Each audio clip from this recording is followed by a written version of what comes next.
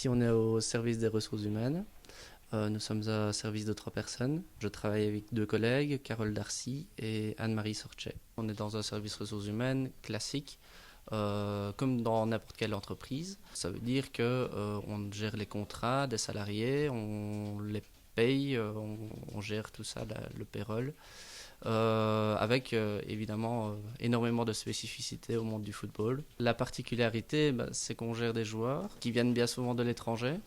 Donc il y a toute une gestion assez particulière.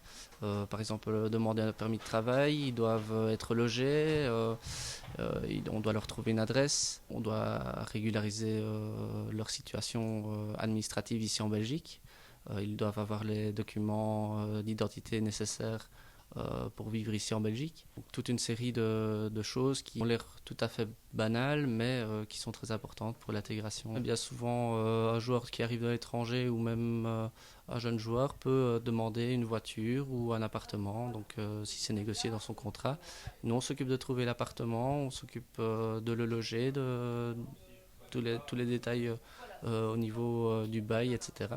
Et ici récemment, justement, on a fait l'acquisition de quelques bâtiments pour pouvoir loger les joueurs. En tant que club de football, nous sommes audités pratiquement 4 fois par saison en vue de l'obtention des licences européennes, pour pouvoir jouer non seulement la compétition belge, mais également en compétition européenne.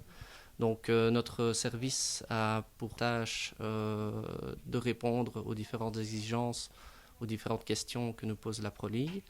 Et de ce fait, je pense, nous obtenons la licence chaque année sans trop de problèmes.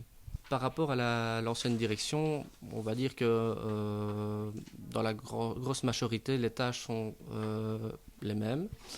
Il y a juste une différence, c'est que certaines tâches qui étaient autrefois gérées par notre directeur général ont été réparties en différents services, et notamment pour nous, la rédaction des conventions de transfert. Donc tout ce qui est rédaction, contact avec les clubs étrangers, donc tout ça c'est une tâche supplémentaire. Avant, c'était notre ancien directeur général, avec Jean-François Dessart, qui avait en charge la négociation et le pouvoir de décision par rapport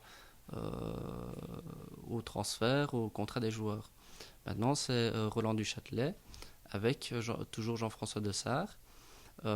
Et ceux-ci se répartissent le travail en fonction de leurs affinités, par exemple avec des agents, des joueurs, par rapport à la langue pratiquée. Pour titre d'exemple, Monsieur Duchâtelet parle très bien espagnol. Et pour prendre des exemples récents, par exemple, le dossier Batshuayi a été entièrement négocié par Monsieur Duchâtelet.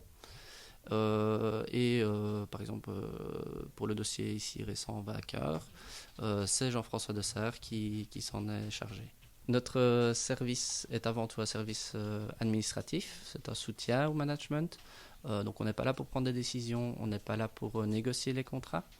Néanmoins, on peut y apporter certaines suggestions. Une fois que les choses sont négociées, on prend le dossier en relais et on écrit sur papier ce qu'il a été décidé entre le management et les agents des joueurs, les autres clubs. Voilà.